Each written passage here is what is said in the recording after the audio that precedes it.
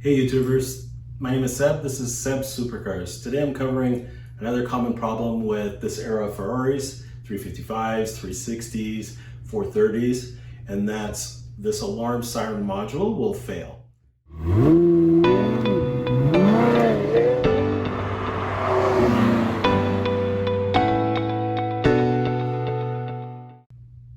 Hey YouTubers, my name is Seb. This is Seb's Supercars. Today I'm covering another common problem with this era of Ferraris, and that's this alarm siren module will fail. What happens is there's a rechargeable battery inside. It's good for 5 to maybe 8 years, and then it no longer works. If you let it sit too long, the battery will actually start leaking over the circuit board and it'll become irreparable. And that's what happened to this one. So I've ordered a replacement module. The way you'll know that this isn't working properly is that when you set the locks on the car, you won't hear the beeping. And when you unlock, you won't hear the beep as well. But you'll hear the door locks open and close. Another way that you'll tell is that there's an LED on the dash. I'll show you right now.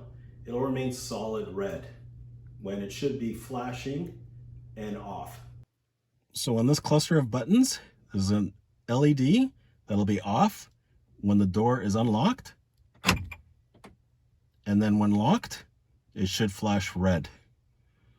So if your alarm siren module fails, it'll just be solid red and won't be flashing.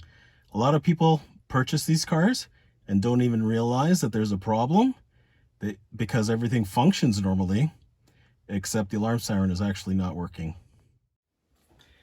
You can get an equivalent alarm siren module that's made for General Motors, I believe for Buick cars, that can be flashed to work in the Ferrari.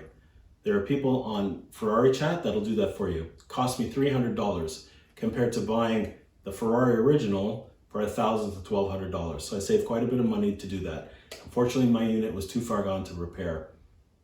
I'm not going to make a video of the actual repair because I found a few already on YouTube and it's quite straightforward.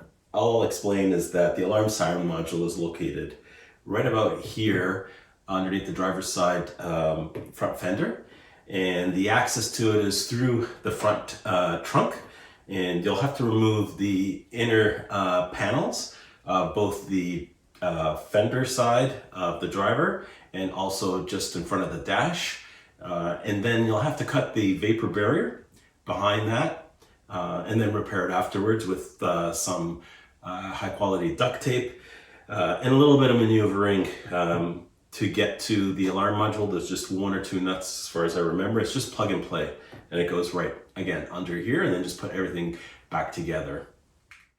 Since I'm making a video about Ferrari 360 alarms, I thought I'd mention a couple of other common issues with secondhand ownership, which is you sometimes may not get the car with the alarm code. That originally ships with the car brand new. It's an printed card, and you need that in order to program new key fobs along with the master key fob. The other thing that happens sometimes is that you may only get 1 or 2 of the key fobs and only the black fobs. So the black fobs are kind of like slave fobs. You can't use those to program new ones. If you only get that, even without the alarm code, you're actually fine to drive the car. But if you ever need to replace a fob, you won't be able to program a new one unless you have that master fob and having the alarm code. So I didn't have the alarm code, and I looked into it. If the only way to really get the alarm code is to retrieve it from the immobilizer, which happens to be located